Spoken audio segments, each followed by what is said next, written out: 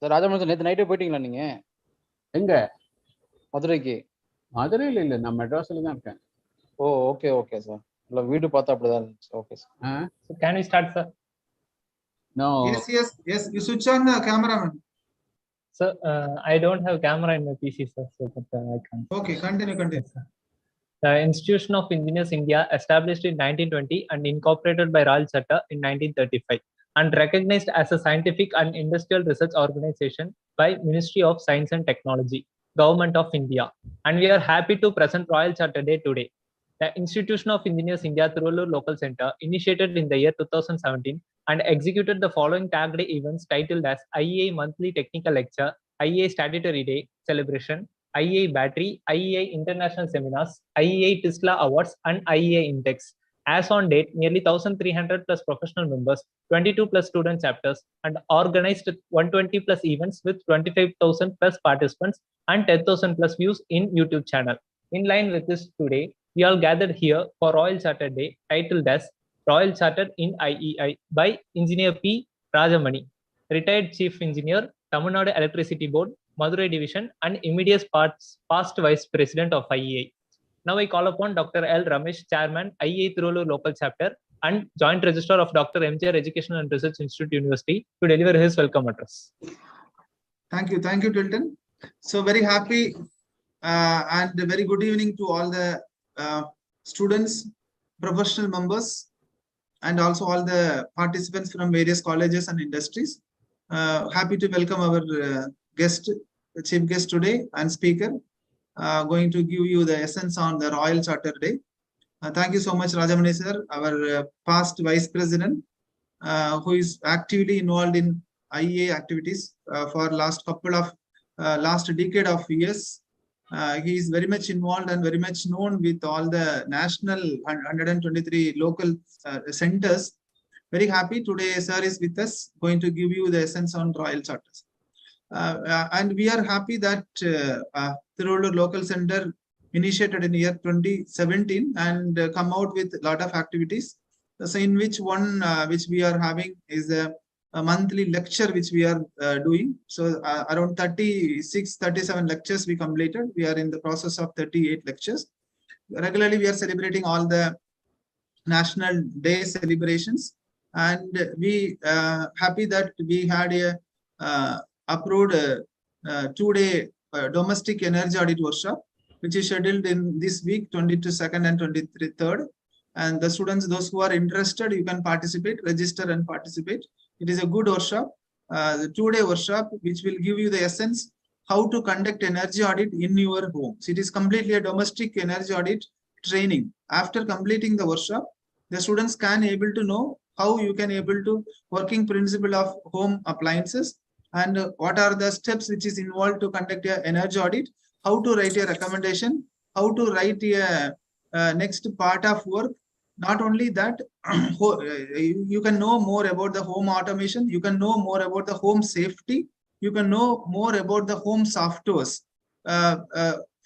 Totally 10 speakers are going to be there on Thursday and Friday. I request the student members, professional members, already the posters communicated.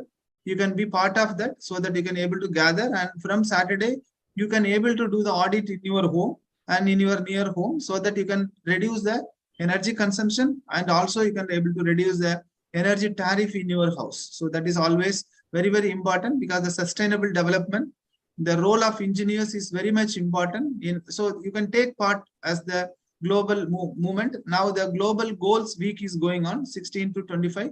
The United Nations Sustainable Development Global Goals Week is going on. Be part of that and do lot of activities. And in coming month, we are coming out with a lot of actions.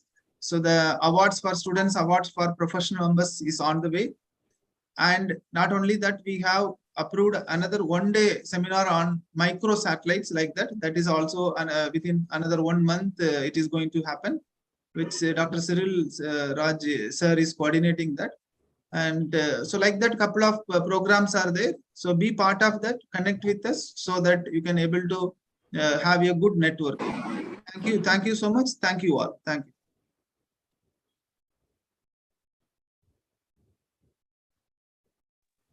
Thank you, sir. I'm here to share a small intro about our speaker, sir, Engineer P. Rajamani, sir. Engineer P. Rajamani, born on 8/12/1945 at Rajapalayam town in Tamil Nadu.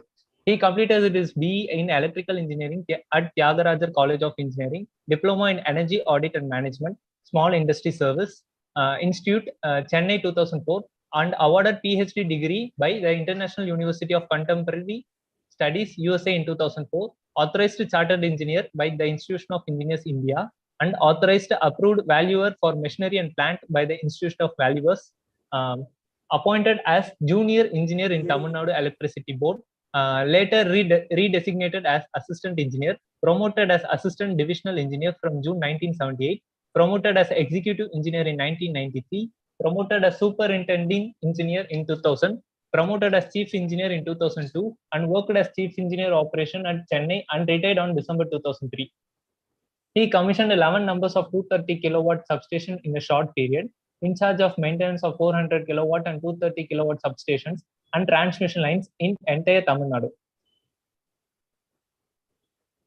And he was a member of steering committee for revision of protection and communication manual, represented Tamil Nadu Electricity Board in the SIGRI National Study Committee, NSC 34 on Power System Protection and Control, conducted by the Committee for International Conference on Large High Voltage Electric Systems, JICRI. India at New Delhi presented papers in the national level seminar conducted by Central Board of Irrigation and Power and published in the National Seminar Proceedings in 2002. On two technical topics, presented paper in the national seminar organized by the Institution of Engineers India at Madurai. And he honored as eminent engineer by the Institution of Engineers India, Madurai.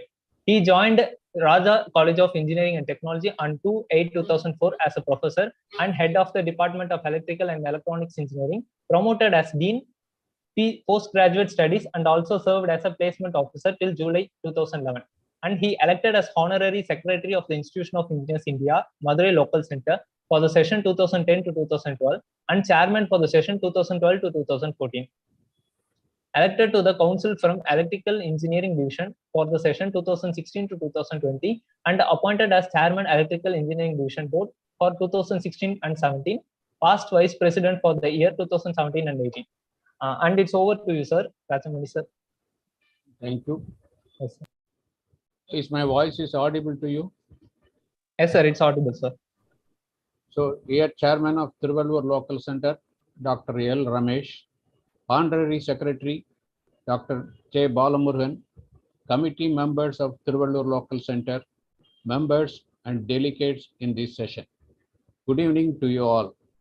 It gives me an immense pleasure to participate in the 87th Royal Charter Day celebration of Tiruvallur Local Center and to deliver lecture about the Royal Charter accorded to the Institution of Engineers in India. Before going to the topic, there are few doubts among our engineers. Some questions where the Royal Charter accorded to IE by the then British King and the Emperor of India is still valid or not after independence. Some feel, as on date, the Royal Charter of IGI is a corroded copper plate and it has no value. However, they are all enjoying the benefits of Royal Charter as corporate members as on date in one way or other. That is, first, the entitlement for the use of abbreviated designation FIE, MIE, AMIE, etc. are as per the Royal Charter after that name, and the use of the title Chartered Engineer. So no other engineers is given as the title of Chartered Engineer. This Royal Charter has given the title. The executive power of giving accreditation to the engineering institutions, monitoring a control of engineering education, and framing of standards were originally with IEI only, but were delegated to the separate government organization, board, and committees set up by the Government of India after independence, such as number 1, the All India Council for Technical Education, AICTE, which was set up in November 1945 as a national level apex advisory body to conduct the survey on the facilities available for technical education and promote development in the country in a coordinated and integrated manner. As the working group recommended that AICTE be vested with a statutory authority, the AICTE Act 1987 was passed by both the Houses of Parliament and assented by the President on 23rd 12/1987. Second, the National Board of Accreditation was established by the AICTE under the Section 10U of the AICTE Act in the year 1994. The Bureau of Institution of Standards, the Indian Standards, BSI, whose website says, in the late years of the British rule in India, when the country was faced with the gigantic task of building up industrial infrastructure, it was the Institution of Engineers India which prepared the first draft of the Constitution of Institution, which could take up the task of formulation of the national standards. This led to the Department of Industries and Supplies issuing a memorandum on 3rd September 46, formally announcing the setting up of an organization called Indian Standard Institution. The Indian Standard Institution, ISI, came into being on 6th January 47. The Bureau of Indian Standards came into existence through an Act of Parliament dated 26th November 86 and came into effect on 1st April 1987. The Institution of India was always the member of those committees for formulation of those institutions and was included as the committee member of those organizations. Since the chairman and committee members of these organizations were appointed by the Government of India, they all became a statutory organization and become more powerful than IEI. Even after formation of NBA, AICTE and BIS, the Government of India did not repeal the power given to the IEI by the Royal Charter till now.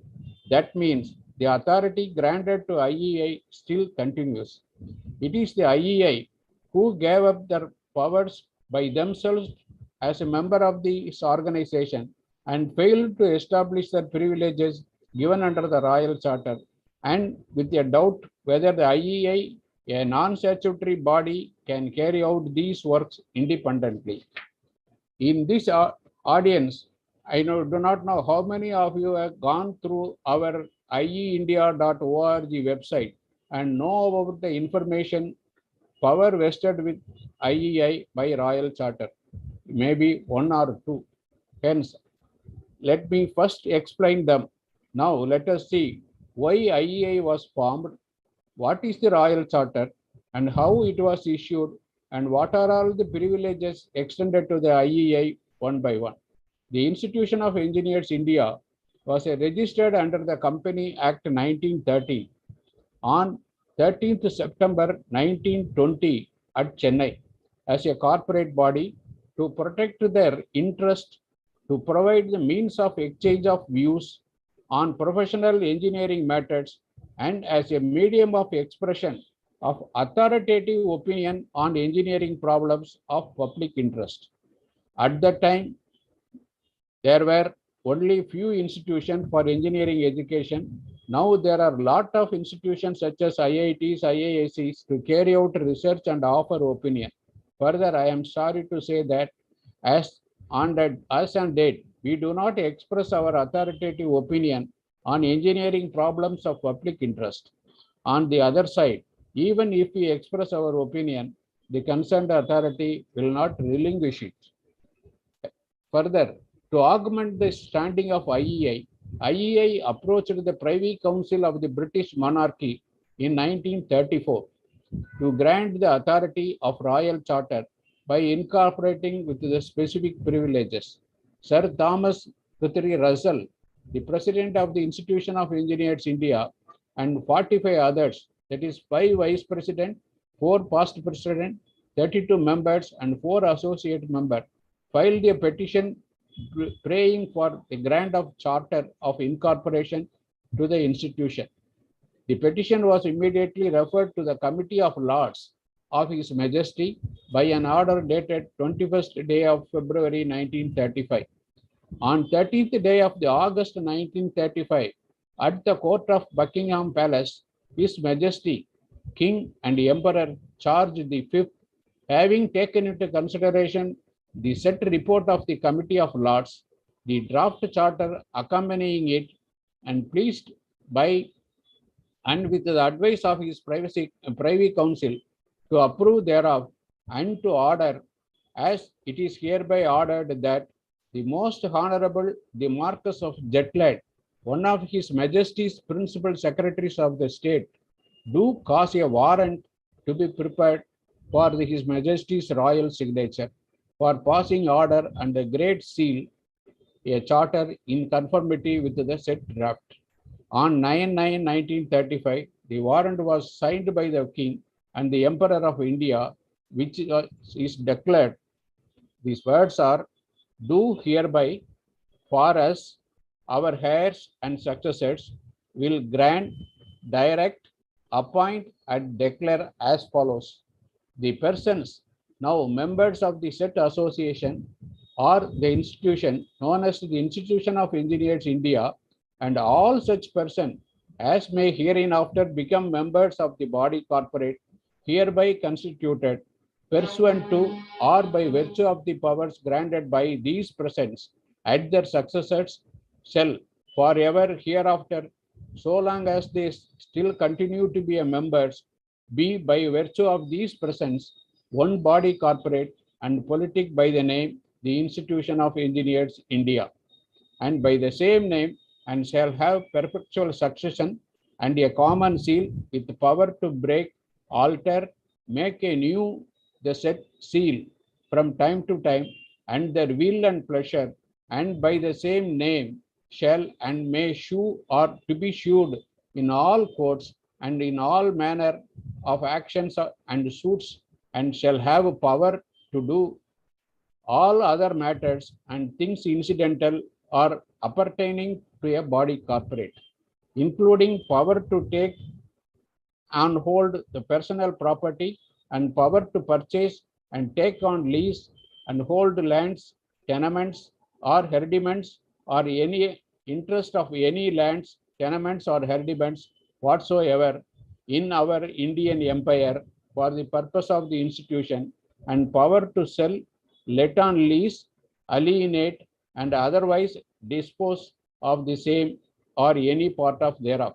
Thus, in the year 1935, this corporate body, the Institution of Engineers, was accorded royal charter to promote the general advancement of engineering and engineering science and their application in India, and to facilitate the exchange of information and ideas on those subjects amongst the members attached to the institution.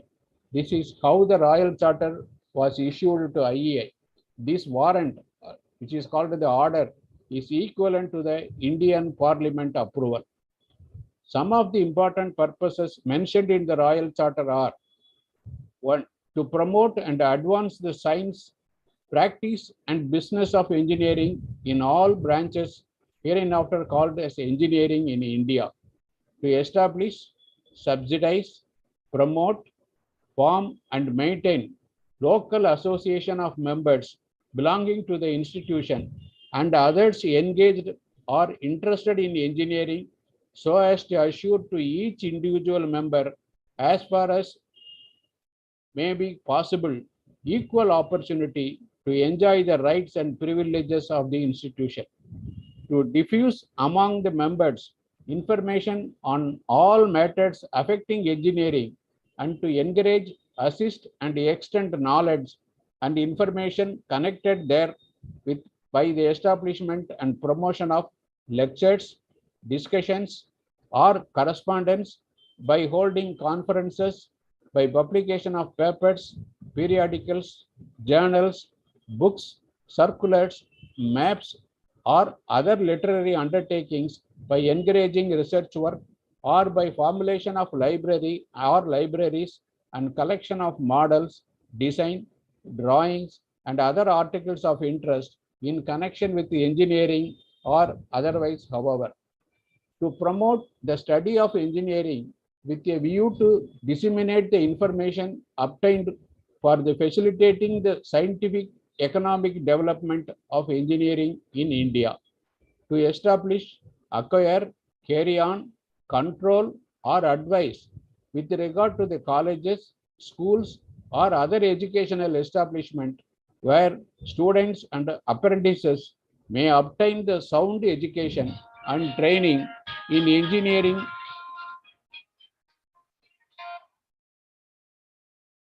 on such terms as may be settled by the institution. To encourage, regulate, and elevate the technical and general knowledge of persons engaged in or about to engage in engineering or in any employment, manual or otherwise in connection therewith, and with a view thereto, to provide for holding of classes to test by examination or otherwise the competence of such persons, and to institute and establish professorship, studentship, scholarship, reward, and other benefactions, and to grant certificates of competency, whether under any act of the Government of India or local government regulating the conduct and qualification of engineers or otherwise howsoever. As per this class, we conducted the classes also, but it was not made compulsory requirement to write the AME examination. At next power given was to give the Government of India, the local government and the municipalities and other public bodies and other facilities for conferring with and ascertaining the views of engineers as regards the matter directly or indirectly affecting the engineering, and to confer with the said governments, municipalities, and other public bodies and others in regard to all matters affecting engineering. To encourage invention and investigate and make known their nature and merits. To arrange and promote the adoption of equitable forms of contracts and other documents used in engineering, and to encourage the settlement of disputes by arbitration, and to act or nominate arbitrators and umpires on such terms and in such cases as may seem expedient. To promote efficiency and to just and honorable dealing, and to suppress malpractices in engineering. To do all such other acts and things as are incidental or conducive to the attainment of the above objects or any of them. So it grants power to IEI to acquire property, to form centers, formation of a council, election of president, vice president, governance of the council, category of members, and their privileges such as use of abbreviated designation after the name as MIE or AMIE or FIE or the title chartered engineer. But at the same time, it prohibits the trade and business by IEI.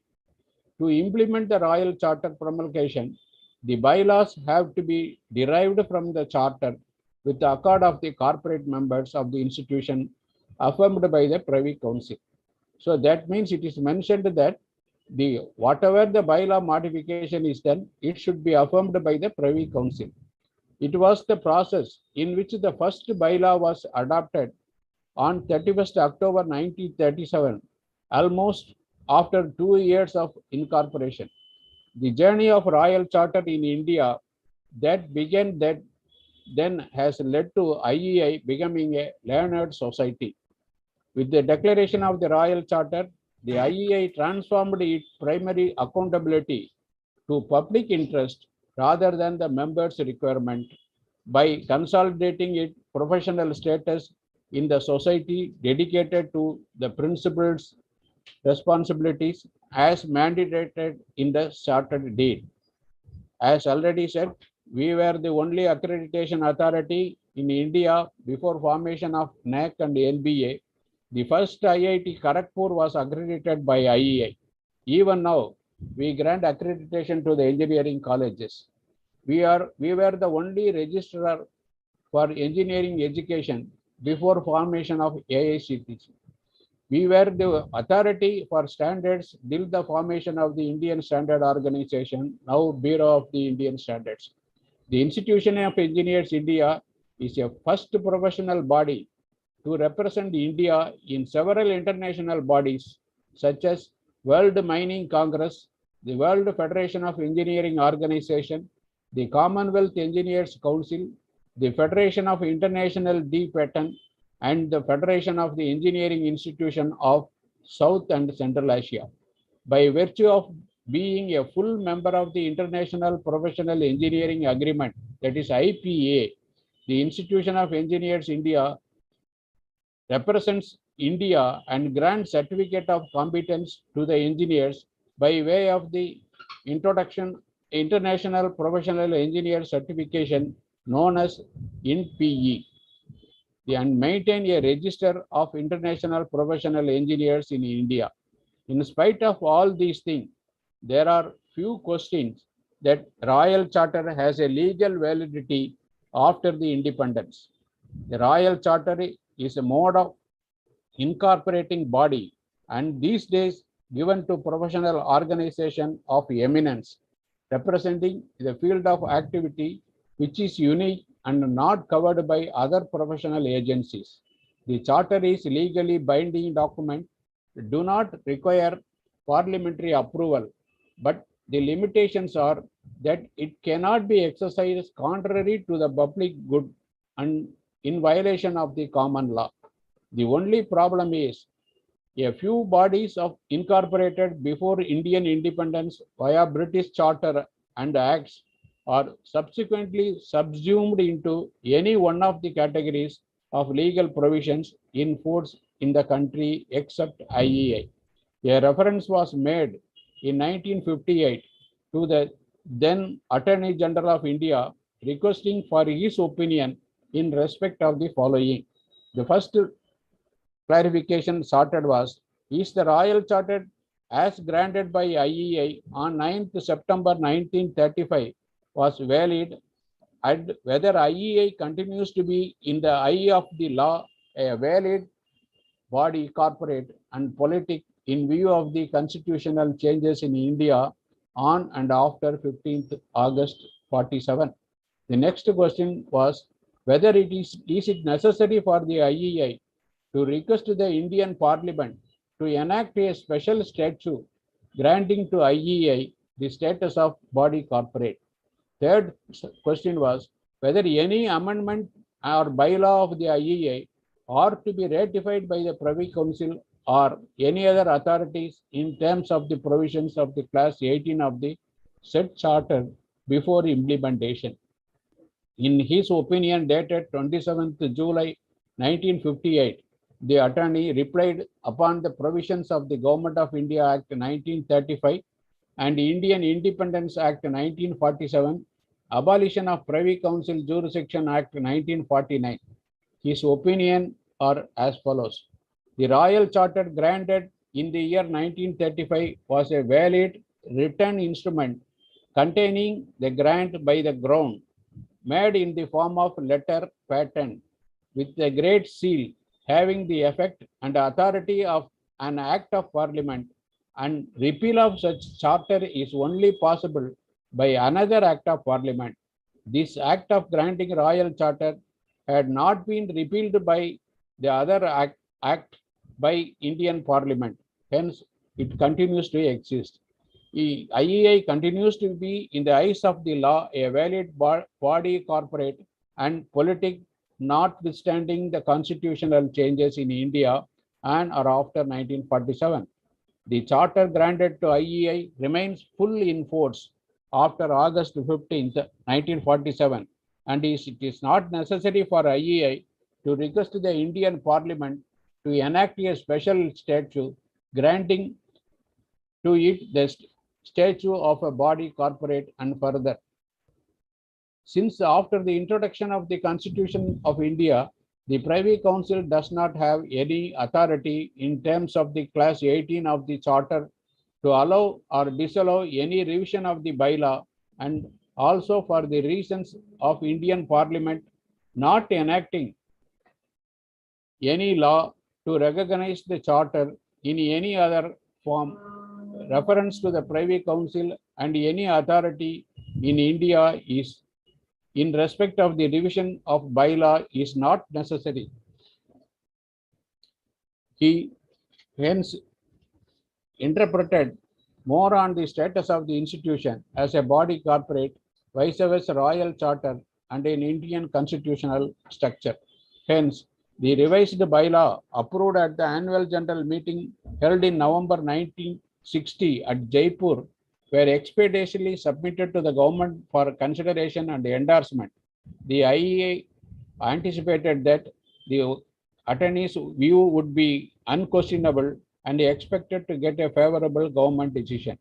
After a prolonged silence, after nearly 2 years, the government responded with a similar deposits resembling 1952, saying no other body can replace Privy Council to appropriate the same in India. Conversely, the positive side, the government also viewed and quoted, IE does not prevent to frame amendments to its bylaw and that such amendments, if made by its own rules, were valid and binding as if they had been approved by the Privy Council. However, with the legal advice, for the first time in the history of IEI, the institution operated directly under the provisions of the Royal Charter during the transitional period to address the regular day-to-day activities and executive tasks. For the lucidity, the IEA is a body corporate even before incorporation of the Royal Charter, when it was created under the Companies Act of 1913, which was even eventually struck off from the Registry of Companies and dissolved on 24th April 1961 through the Government of India Gazette. In May 1963, a legal fight in Calcutta High Court was decided in favor of implementing the new bylaws. The general opinion is the law of the land should be valued to acquire further creditability of the government, or else IEI will be in competitive disadvantages in engaging new project missions and edifices. Further, our AMIE case will also decide the power vested with us by the Royal Charter is still valid or not. However, the Registration of Engineers Bill 1949, the Indian Chartered Engineer Bill 1958, and the National Council of Engineers Bill 1959, National Engineers Registration and Licensing Board 2004, and the Engineers Bill 2010 are among some of the policies considered by the government to place before the Indian parliamentary system, but were unfortunately ultimately grounded by IEI intervention. IEI point of view is that government envisioned the laws may not be required or relevant for Indian engineers since IEI is already playing such a role over and above as envisioned in the Royal Charter. Now, once again, a bill called Professional Engineer Bill is under circulation and the fate of it in the Parliament has yet to be seen. Besides, one body called Engineering Council of India, which was originally formed with the IEA as a primary member and other various engineering institutions at the premises of the IEA Delhi, for which IEA also paid a seed money of 5 lakhs or so.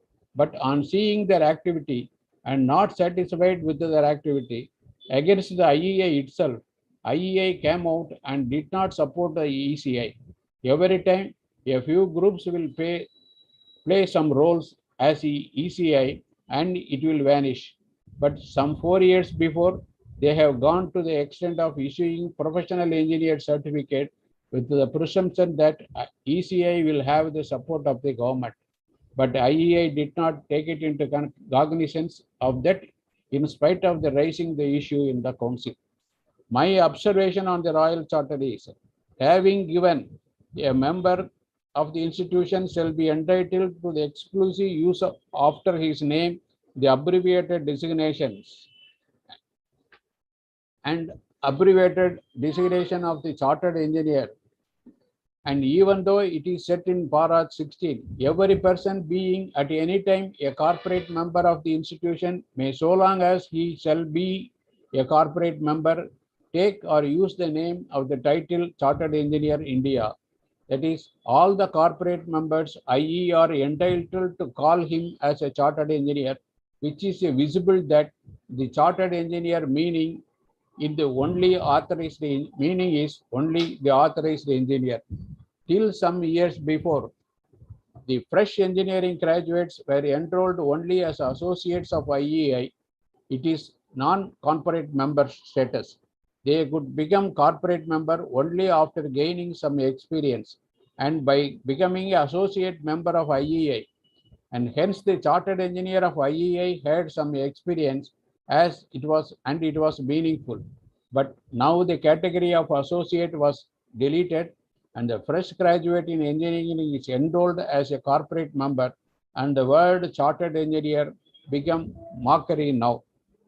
Further, had a paragraph had been added to the Royal Charter that all the practicing engineers should have been registered as a member of the Institution of Engineers India, then all the engineers would have become member of the IEI, and IEI will be the authorized body to have a register of engineers in India. Thereby, its legal status might have been maintained. This should have been taken up in the Parliament by Dr. K.L. Rao when first engineers bill was introduced. Even though Dr. K.L. Rao's opinion was considered in the Parliament and the bills were rejected, the Parliament recognition of IEI was not communicated by any confirmative order. However, after independence only, the Ministry of Human Resources had approved the AMIE as equivalent to BE. The Ministry of Science and Technology has recognized IEI as scientific and industrial research organization. Another point to be viewed is the Indian Institute of Technology and IISc, the National Institute of Technology, are not under any university. They have powers to formulate syllabus and conduct courses and award degrees without the approval of the AICTE. When that is the case, why the course conducted by IEA also be approved by AICTE? This is the case in the High Court of Delhi since 2013. In my opinion, a case should have also been filed in the constitutional bench of the Supreme Court, as this is the violation of the constitutional power delegated to the Royal Charter. After the formation of the AICTE Act, since the council members were academicians, they have more respect to AICTE rather than the IEI, and the issue become life and death for the privatization of the engineering education. In the council also, the subject is never discussed, saying that it may be treated as sub judice and always being discussed in camera. My strong opinion is it should be taken up in the constitutional bench of the Supreme Court, since the other institutions included in the AMI case do not have protection under the Royal Charter and such right. If we do not establish our constitutional right, our representation of Government of India in International Professional Engineers Agreement, previously known as the Mobility Forum, will also be transferred to AICTE. Now, one more issue has been crept in now. That is whether IEA is a statutory body or not. It has been argued as a society body corporate and not a statutory body, hence it need not follow government rules pertaining to IEI administration. And as per the Royal Charter, Para 9, the government and control of the institutions and its affairs shall be vested in the council, subject to the provisions of these presents and to the bylaws for the time being of the institution. The business of the council shall be conducted in such a manner as the council may from time to time prescribe, and hence the government has no jurisdiction and the government does not give any fund to IEI. The government did not appoint the STG or the controller. when the case was filed by Mr. Ramesh in the Andhra Pradesh High Court, saying that extension of period of council and the president by one more year is not justifiable as a statutory body in the writ petition. The case was dismissed, saying IEA is not a statutory body and it is a body corporate and will function under the direction of the council as per the bylaw. It has contended that Royal Charter accorded to IEA is an executive in nature and not a legal one. One more paradox is when AMIE case is pending in the Delhi High Court since 2013, the same court gives a direction to stop admission to AMIE, whereas the Punjab Haryana High Court has already upheld the AMIE. I hope the IEA is now in the hands of the Delhi High Court. I do not know how IEA will come out of and establish its right under the Royal Charter. The AITCE is playing an underground tactics, saying that they support IEA, which is not true. If it is so, they would have accepted the AME exam conducted by IEA alone, saying IEA is the only body approved under the Royal Charter with the power to encourage, regulate, elevate the technical and general knowledge of persons engaged in or about to engage in engineering. The IEA had got approval of the syllabus of AMIE by the AICTE and also submitted revised syllabus for approval. What we need now is a political support in the parliament to give life to our Royal Charter. If we do not establish our existence and the Royal Charter power, it may also be repealed by the parliament. There were two presidents of IEA from Gujarat who were close to the Prime Minister. Had they explained to the Prime Minister about the case and the Royal Charter and requested to intervene, and by giving an assurance to settle the case out of court, if IEA was removed from the derecognition of AMIE equivalence to an engineering degree, we would have come out of this case. But they have vehemently refused, saying that PM will not relinquish this idea. They even do not get an appointment with the PM or the senior minister in this regard. Now, there is one more argument in the court. Who is authority to issue the order of equivalence of a degree, whether MHRD or UCG? In our case, the equivalence was issued by the MHRD. If the MHRD is not the authority, should we approach the UGC? In that case, what will happen to the approval already given and to the present court case? Are we to move to the matter of recognition of AME with the UGC? We will have to wait and see. But we have already lost 10 years and our revenue and fate of those who passed the AME are in doldrum. Our reputation have spoiled. Hence, the only way to the solution is through political influence at whatever cost and get an order as in the Council of Chartered Accountant or Architects. Only the registered chartered person should do practice as the engineers, which class is absent in the Royal Charter. With this view note, I conclude my speech. Thank you for giving me the opportunity to share my views with you. Thank you, one and all. Ramesh? Thank you, sir. Now I call upon Dr. J. Balamurugan, sir, to give a vote of thanks. Before that, Teja, if students and professionals have any queries with sir, so they can clarify. Yes, sir. Please. Students, you can unmute and talk to sir. If any clarification regarding, you can ask. Yeah.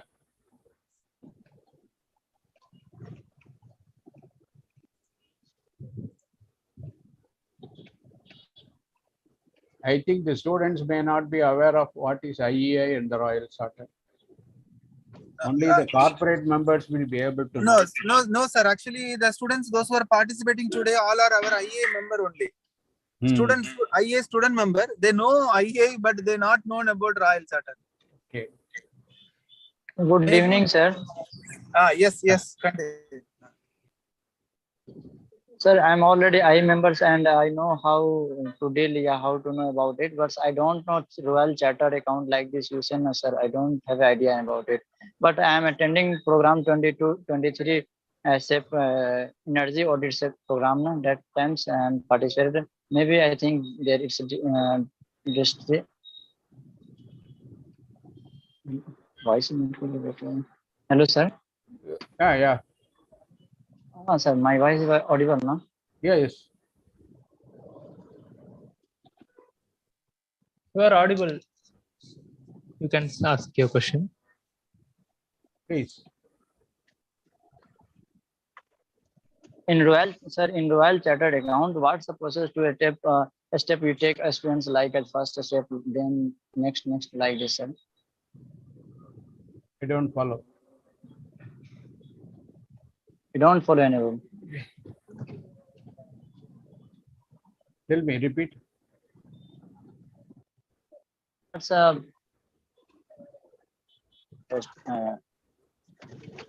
participants?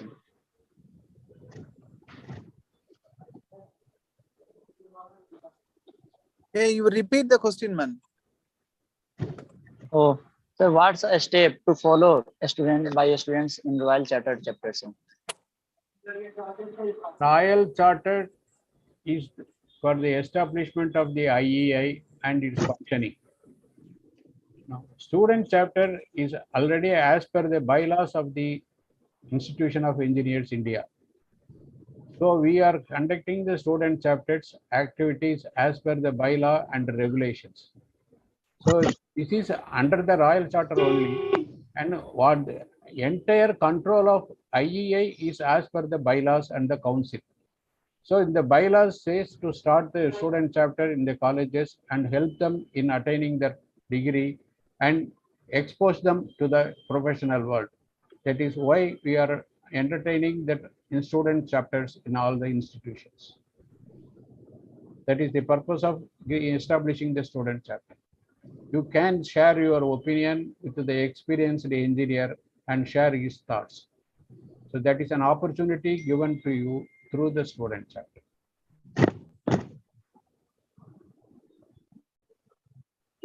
Am I visible? Oh, okay, sir. Okay.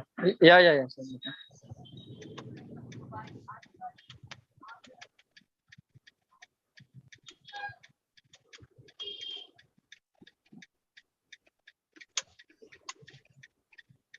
Thank you, sir. Any other have questions? Please ask to sir. No, any question. Yes, so thank you, sir. Balamurugan sir, can you conclude, sir? Yes, sir. So thank you so much for the insight that has been provided by sir.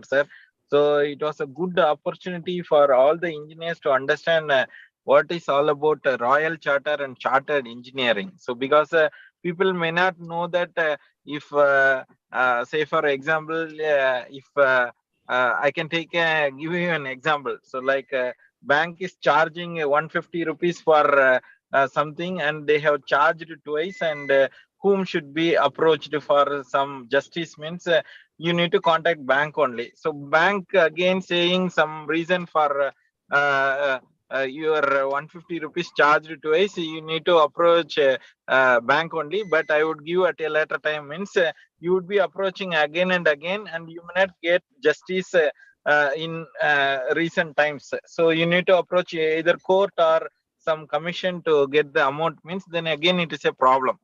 But ombudsman is such a entity where the rules and regulations are framed by those people, and they are ruled by the ombudsman itself. So like that, engineering body has its own rules and regulations, and that's where it is a statutory body, or there is a difference between statutory body and this chartered engineering. Means it is all been explained very excellent manner. So it was an excellent event that exposed IEI, Institution of Engineers, which is celebrating this 100 years. And Tiruvallur Local Centers takes the pride in inviting sir, who was the immediate vice president of Institution of Engineers. So making the event the most successful event, sir. Thank you so much for your august presence here, sir. So thank you so much, and thank you so much for the participants and chairman and activity manager for organizing such a event to make the Royal Charter more successful thing. So thank you so much, Tejas. Tejas, have you posted the certificate link? Yes, sir. You make the certificate link live for next 5 minutes, then close it. Okay. Okay, sir. So students, those who It's are a in feedback the form, sir. certificate form will be available in the chat box. Sir, their feedback And form is it's there already provided, I posted, think. sir. You Already post it in posted. the YouTube also, and Sir, within it's 5 minutes. posted. Okay. It's already posted, sir. Okay. Within 5 minutes, you closed it, Tejas, and after getting the information today night itself, we will send the certificate to all. Okay, sir. Okay. Thank you. Thank you all. So thank you so much, Ramesh, for Thank- giving this opportunity. And Thank you so much, sir. thank you, Balamurgan, and thank you, Thank Teja. you, sir. Thank you. Thank you. Thank you. Thank you, sir.